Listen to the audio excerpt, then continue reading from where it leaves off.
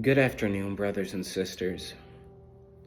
Today I wrote a poem about suicide, and I wanted to share with you my feelings, my emotions, what I'm struggling with today. And so I pray that my words, I pray that this poem reaches exactly who it is meant for, which is brothers and sisters who are struggling, like me.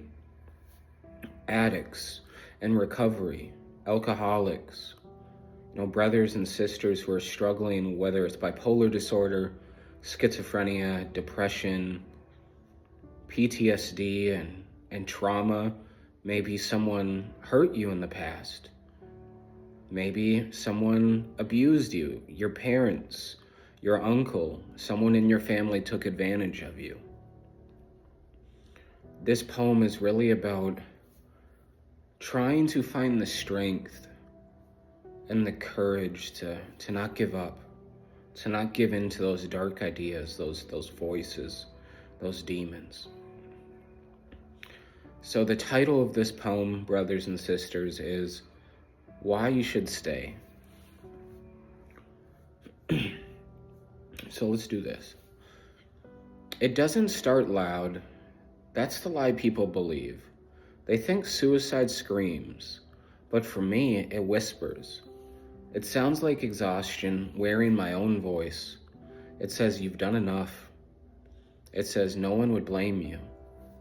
And when you live with a mind that fractures reality, voices that don't clock out, shadows that don't apologize, that whisper starts to feel like relief. Schizophrenia doesn't knock. It kicks the door in. It rearranges truth and calls it clarity.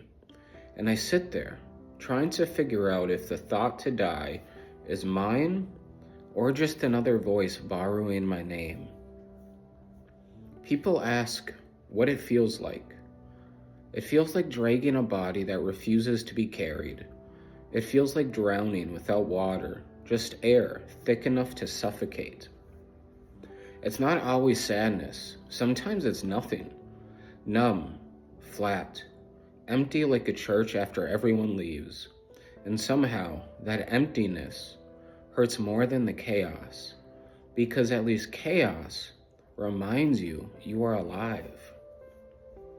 I remember being a kid before I had words for what was happening in my head, before addiction, before the voices learned my fears and weaponized them. I didn't plan to survive this long. There were nights I should not have made it through, nights where I traded pieces of myself just to feel something different. Mom gone too soon, Dad gone in ways that mattered more. Foster homes, new names, new masks, and somewhere in all of that, I learned how to disappear without actually leaving. Suicide doesn't just offer escape, it rewrites your worth. It tells me, you're too broken, you're too much, you are a burden. And on the bad days, when the voices get louder than truth, I almost believe it. I almost believe that the world would breathe easier without me in it. But here's what they don't say, those thoughts. They are parasites. They feed on pain, but pretend to be solutions. There's a moment, if you've been there you know it, where everything narrows. It's quiet, terrifyingly quiet, no past, no future, just one decision pretending to be peace. I've stood there more than once, and it's not dramatic, it's not poetic, it's not beautiful. It's cold, it's lonely, it's a final in a way that doesn't feel brave, just empty. But something interrupts, not always something big. Sometimes it's stubbornness, sometimes it's anger, sometimes it's Jesus. Yeah, him. The same Jesus I crawl to when I don't have the strength to walk. The same Jesus who doesn't flinch when my mind fractures, when my thoughts get dark, when I question everything, he doesn't say get it together. He says stay. Just stay. And some days, that's the only victory I get. Let me be real. This doesn't magically go away. I still hear things, still see things, still fight thoughts that don't feel like mine. Some days I win, some days I survive, and survival is enough.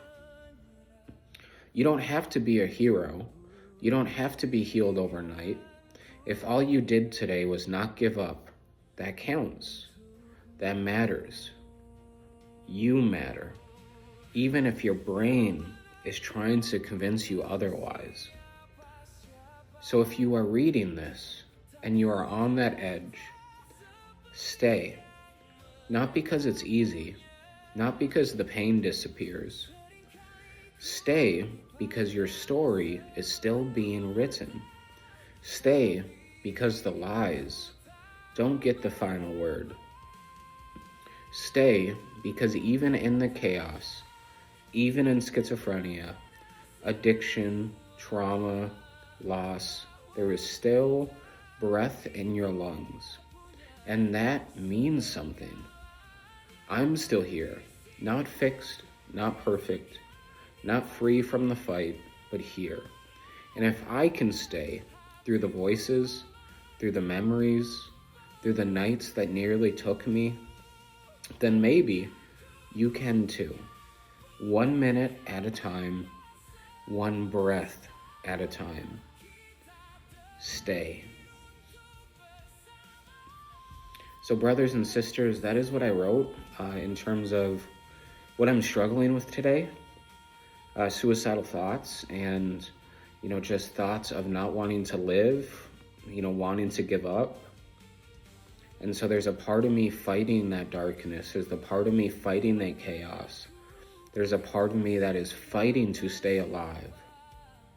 But I just wanted to share with you my thoughts, my feelings, my emotions. So I pray that if you are struggling like I am, I want you to know that you're not alone. That there are people who understand what you're going through. And there's people who love you, who we're here for you, to support you, to encourage you, to strengthen you, to lift you up, we're not meant to carry our burdens alone. We're meant to support one another. We're meant to help each other with those burdens, with that weight. You are never meant to do it alone. So please allow someone else a chance to know how you're actually feeling. What's behind that mask that you are wearing? Tell us the truth about that doubt, that worry, that pain, mental or physical. But I just want to say thank you for listening and thank you for watching this video. Please comment what you thought, your words, whether you want to comment or DM me, both are fine. But I would love to know what you think about this poem. So thank you guys so much. God bless you and have a wonderful afternoon. Peace.